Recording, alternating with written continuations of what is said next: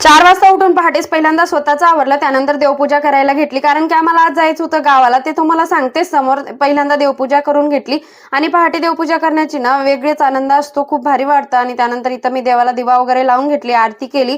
आता आम्हाला जायची घाई गडबड होती, त्यानंतर दंडवत प्रणाम करून घेतला देवाला आणि मस्त असं रेडी झालेली होती बघा मी. आता आम्ही कुठं जातो ते तुम्हाला समोर गेल्यावर कळेलच. त्यानंतर आम्ही 6 वाजताची बस पकडली आणि बस आम्हाला भेटली सुद्धा. त्यानंतर लेकराची मस्ती बघा, बसमध्ये जागा असताना सुद्धा त्याने इंजिनवर जाऊन बसला बसच्या आणि त्याला तिथंच भारी वाटत होतं. त्यानंतर आम्ही येऊन पोहोचलो लिमगावला. लिमगाव म्हणतात, कोणी गोपाळचौडी म्हणतात. तर आम्हाला तिथं दर्शनाला आम्ही कधी पण येतो आणि जेव्हा वेळ भेटला तेव्हा ना आम्हाला इथं यावंसंच वाटतं, त्यामुळे आम्ही येतो.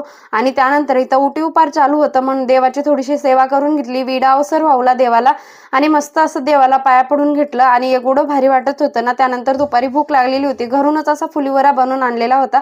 मस्त असं झाडाखाली बसून खाल्लेलं होतं, बाहेर एवढं भारी वातावरण होतं ना. आणि देवापाशी काही चांगलंच लागते बघा. आणि लेकराची मस्ती इथं काहीतरी चालूच होतं. त्याला किती वेळा सांगितलं की देवापुढे असे फोर्सेस द्यायचे नसतात बघा. आता त्याला कळेपर्यंत ना तो असंच करतो. आता त्याच्या स्कूलमध्ये डान्स प्रॅक्टिस चालू होती, तर ते इथं चांगलं करत होता. त्यानंतर ना देवाला मन भरून पाहिलं, कारण की आम्हाला आता निघायचं होतं आणि इथं आल्यावर ना जाण्याच्या वेळेला मन थोडंसं जडच होतं, जावंसंच वाटत नाही. त्यानंतर ना आई मला ओटीमध्ये एक बिस्किटचा पुडा आणि एक केळी दिली होती, ते घेतलो आणि आम्ही निघालो परतीच्या वाटेला. व्हिडिओवाल्या चॅनलला सबस्क्राईब